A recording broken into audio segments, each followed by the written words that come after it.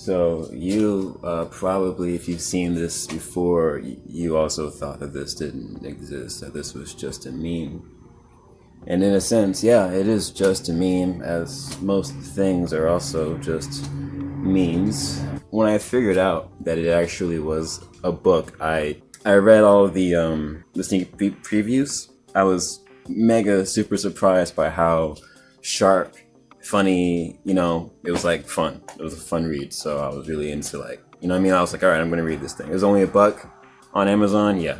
As far as it goes, like it was way funnier than I expected it to be. It kind of balances itself between like having something to say and being very serious and saying it, and also being the meme that it's supposed to be, in any kind of being the exponent of any negative thought form about Black culture. When he's being ignorant and writing in like a Black scent, in this almost fourth wall breaking way, it's so incredibly funny. It's so incredibly well written and believable that it's outstanding. I haven't read a lot of Black literature, but this is definitely the newest Black story that I've written, especially like street literature. This is for sure the newest street lit that I've read, and man, it was so on point. Like, let me pull that thing up. Like, it had me dying. Let me pull this quote up. Marvin let out a nervous chuckle. Nigga, what? We finna fuck a bitch? You got roaches and shit in your crib?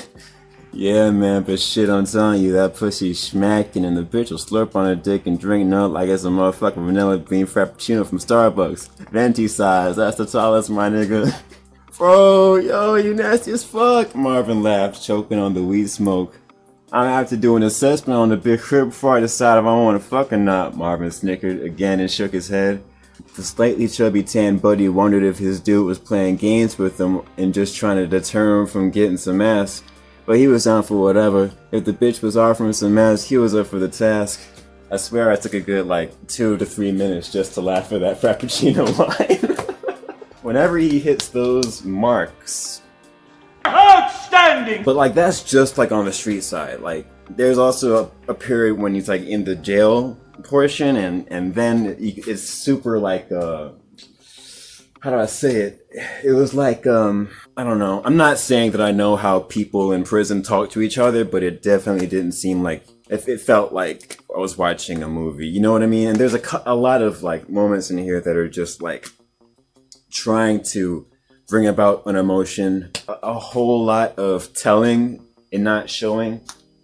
A whole lot of telling and not showing. But by the time you've walked yourself into the story, you can tell that the character who's in the hood, that narrator is an excellent narrator. The narrator in the prison is a little bit trying to get out. He's not focused. He's not really there. There's not a lot of great writing happening in there. And the writer in the suburbs, he's trying to move the story along in this serious way, but the writing quality isn't there in those places. It knows that it's supposed to be written well, but it seemed a little bit rushed. For some reason, whenever there was a big reveal, a big joke, a heavy beat in the story, the text would have this dotted underline beneath it. And I don't know what that's about, but I could have gone without that. The telling about how you're supposed to feel, being told how you're supposed to feel in the book, made me feel is this for people who don't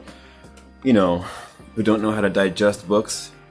Is that what it's for? Because I don't know. I suppose there's a target market for that. How do I know?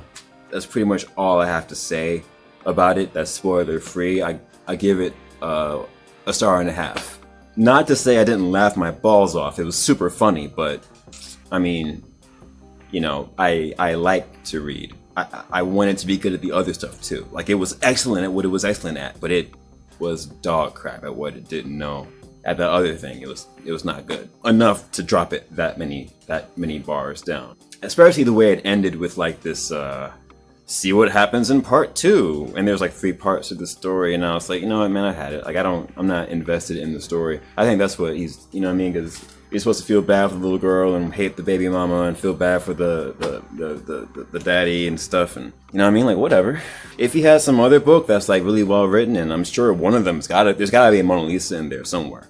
So this is the part where I spoil the whole book.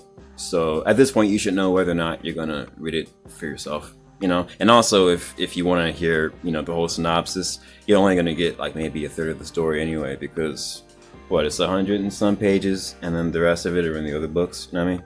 So here we go, yo. Oh, this is here. Go there. Let's see. It starts out with talking about roaches, the roaches. It's funny. Roach Daddy and all the Roach people, yada yada. The kids are with Fred Quisha. She used to be pretty back in the day, but now she kind of busted.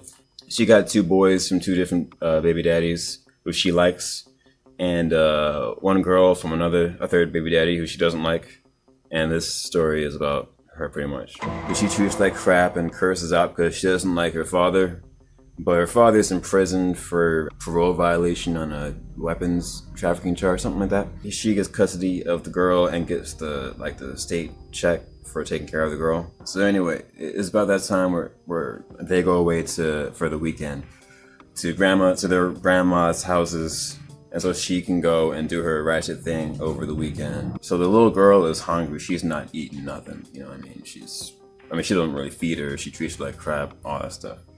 And so when the grandma comes to pick her up, she's noticing some things are wrong. She's never been in Fred Quisha's spot, which smells like just, you know, miasma. Like you would need to be Lovecraft to describe the smell of this place properly. It's terrible. Okay, so number 1, Fred Quisha tells the girl, if you tell your grandma anything about how it goes down here, I'm gonna kill you, you know, and she threatens her not to say nothing to grandma. But grandma knows something's up, so she's trying to like coax some information out of her, because the girl is mad underweight. For some reason, the girl calls her mother by her first name. That's weird. There's a daddy-daughter dance going down over at the jail. This is in Chicago. So over at the Cook County Jail, the dad is in there, and he's just can't wait to see his little girl. And then one of the homies in the jail, his daughter died that day, like from a crash on the expressway, and so he's twisted, and that's certainly not, you know, a foreshadow toward anything. Okay, so then Fred Quisha over at her spot, she gets one of her drug plugs to come in, and so she can get fucked by him and his homie and get some drugs in the process, so her weekend can officially start, essentially.